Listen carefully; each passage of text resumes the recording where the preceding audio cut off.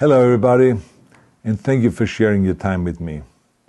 I'm sending this message through various different channels to reach my dear Russian friends and the Russian soldiers serving in Ukraine. I'm speaking to you today because there are things that are going on in the world that are being kept from you, terrible things that you should know about. But before I talk about the harsh realities, let me just tell you about the Russian who became my hero. In 1961, when I was 14 years old, a very good friend of mine invited me to come to Vienna and to watch the World Weightlifting Championships. I was in the audience when Yuri Petrovich Vlasov won the World Championship title, becoming the first human being to lift 200 kilograms over his head.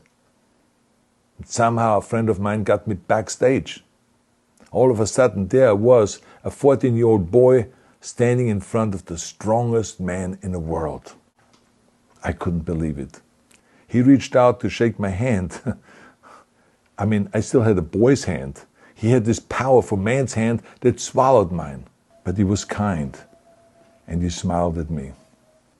I will never forget that day. Never. I went home and I put his photo above my bed to inspire me when I started lifting weights. My father told me to take down that picture and to find a German or an Austrian hero. He got really angry, and we argued back and forth. He didn't like Russians because of his experience in the Second World War.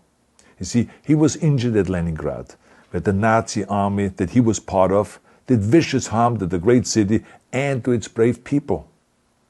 But I did not take the photograph down, no, because it didn't matter to me what flag Yuri Vlasov carried. My connections to Russia didn't stop there, by the way.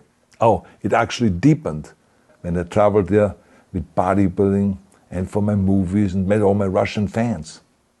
And on one of those trips, I remember, I met Yuri Vlasov once again. It was in Moscow during the filming of Red Heat, which was the first American movie allowed to film in Red Square.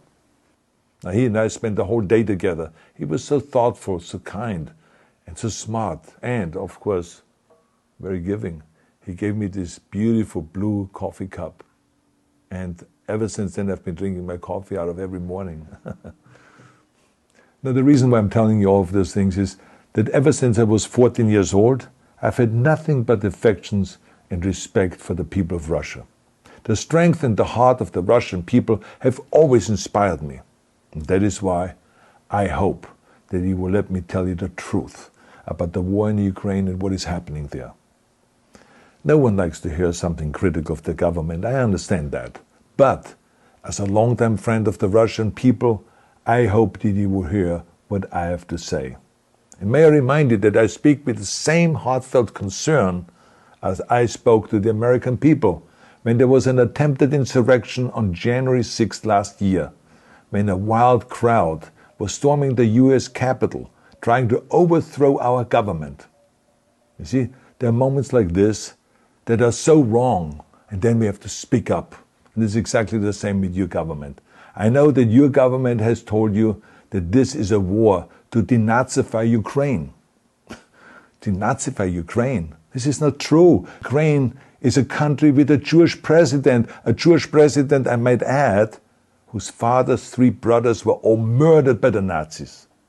You see, Ukraine did not start this war. Neither did nationalists or Nazis. Those in power in the Kremlin started this war. This is not the Russian people's war. No. As a matter of fact, let me tell you, what you should know is that 141 nations at the UN voted that Russia was the aggressor and called for it to remove its troops immediately. Only 4 countries in the entire world voted with Russia. That is a fact. I tell you that thousands of Russian soldiers that have been killed. They have been caught between Ukrainians fighting for their homeland and the Russian leadership fighting for conquest. Massive amounts of Russian equipment have been destroyed or abandoned.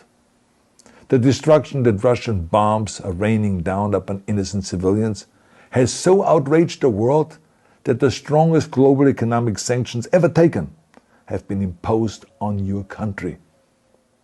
Those who don't deserve it on both sides of the war will suffer. This is true. The fact is that Russian soldiers have faced fierce resistance from the Ukrainians who want to protect their families and their country.